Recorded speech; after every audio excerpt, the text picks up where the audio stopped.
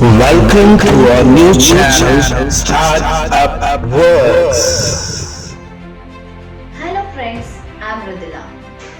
Welcome to our business news channel, The Startup Works. Before proceeding further, I request you to please subscribe, share and comment our news channel, The Startup Works. Right now, thank you.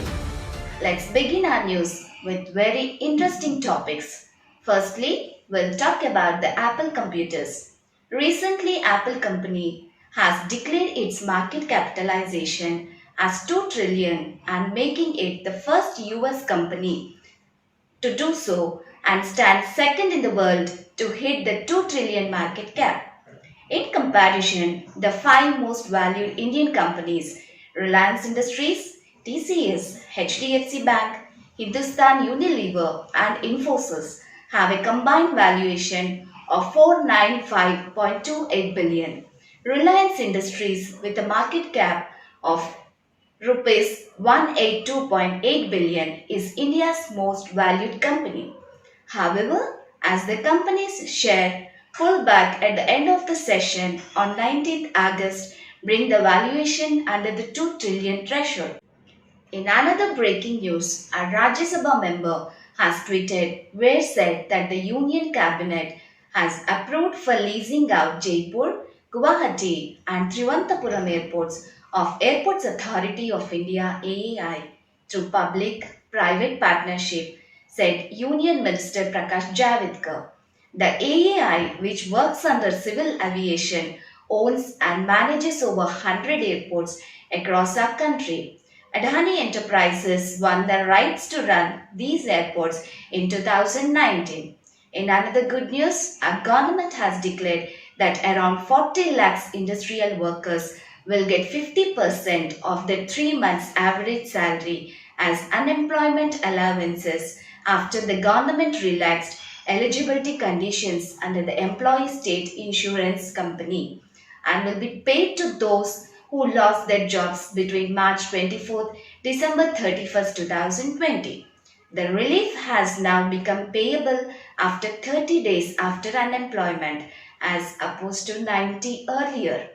In another breaking news, US Beauty Against Estee Lauder's CEO Fabrizio Freda has said lipstick index has been substituted by moisturizer index as consumer wear masks and adapt to work from home style due to COVID 19. Every recession has its own impact. In 1930, there was a great recession which impacted ladies to use more of lipsticks and other cosmetics demand keep changing as per the trend.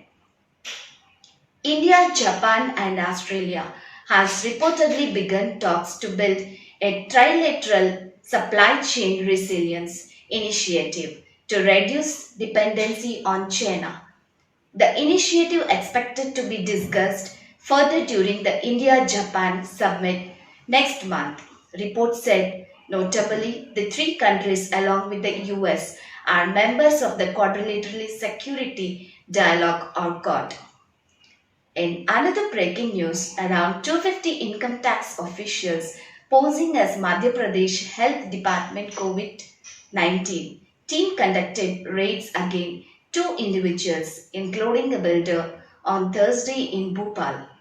The properties raided belong to businessman Piyush Gupta, builder Raghavendra Singh Tomar, and the Fate Group. Officials recovered Rs 1 crore in cash and documents pertaining of 100 immovable properties. In another breaking news, the NCLT has agreed to hear SBI's petition seeking to initiate personal bankruptcy proceedings against Anil Ambani for failing to repay debt.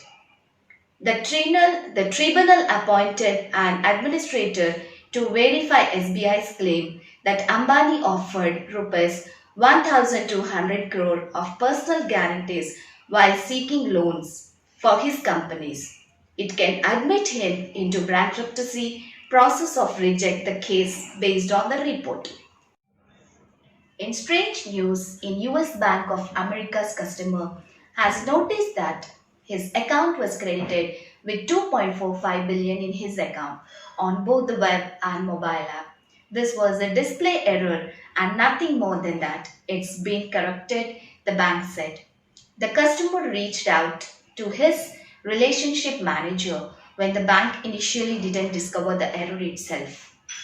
In another breaking news, Reserve Bank of India Governor Shakti Kanta Das on Friday said there is a disconnect between the Indian stock market and the real economy, which will result in a correction. There's so much liquidity in the system in the global economy. That's why the stock market is very buoyant. There will be definitely be a correction, but we can't say when, he added. Most of the investors have stopped investigating as they are not sure about the results of the market trend now due to COVID-19 situation. In another breaking news, Yes Bank said that it is exiting the mutual fund business by selling its asset management and trusteeship subsidiaries to GPL Finance. Former Goldman Sachs and manager Prashant Kegma owns 99.99% of GPL Finance. The revenue contribution of Yes Assets Management India in FY20 was rupees 33 lakhs, the bank said. Prashant Kumar, who became Yes Bank CEO after its rescue in March, said his wife was shocked that he resigned from his safe post at SBI, where he was CFO. Kumar added he had to Google S Bank address when he was named its administrator. The first thing that came to my mind was where was the address he recalled. Next news is about Ruchi Soya Patanjali, own edible oil manufacturer. Ruchi Soya Managing Director Acharya Balakrishna has resigned from his post on Wednesday, citing preoccupation as the reason. However, Balakrishna will remain chairman of the Ruchi Soya board. Ram Bharat, Baba Ramdev's younger brother, will now take over the role of MD Patanjali acquired the company last year through an insolvency resolution process. In another news, Swiggy issued a statement after protests by food delivery executive in Tamil Nadu against revised service fee. No active Swiggy deliver partner in Chennai makes only rupees 15 or lesser per order on average, Swiggy said. Most active partners have made over rupees 45 per order in the last week, with the high performing partners making over rupees 100 per order, Swiggy added. In another breaking news, Chinese e-commerce platform Club Factory has received a legal notice from seller claiming non-payment of dues worth over rupees 2 crore. The legal team which sent the notice said the Club Factory has been given 15 days of response, clear the dues or fight the case. Club Factory is one of the several Chinese apps banned by the government of India. In another breaking news, General Manager of TikTok's has multiple paths to ensure it continues to stay functioning in the US despite a potential ban. Papa said TikTok has been its US staff multiple forums to express their concerns openly. She added that despite a ban on TikTok in India, ByteDance has continued to pay its workers. In another news, Tesla has sought the US FCC's approval to market a short-range interactive motion sensing device to help prevent children from being left behind in hot cars. The device is a millimeter wave radar sensor that will operate in 60 to 64 gigahertz band. Tesla claimed unlike in seat sensors, it can differentiate between a child and an object, thus reducing chances of false alarms. In another news, Ola Electric co-founder Ankit Jain has resigned from his position, media reports said. However, Jain could continue his association with Ola Electric in some capacity, most likely in an advisory role. The Economic Times reported Jain had joined Ola in early 2016 from McKinsey and Company and had previously served as VP and head of Ola Play. In another breaking news, Mumbai-based company EdTech platform Lead School had raised 28 million in Series C funding led by Westbridge Capital. The round also saw participation from lead schools existing investor allowed equity, founded by Sumit Mehta and Sumit Deora.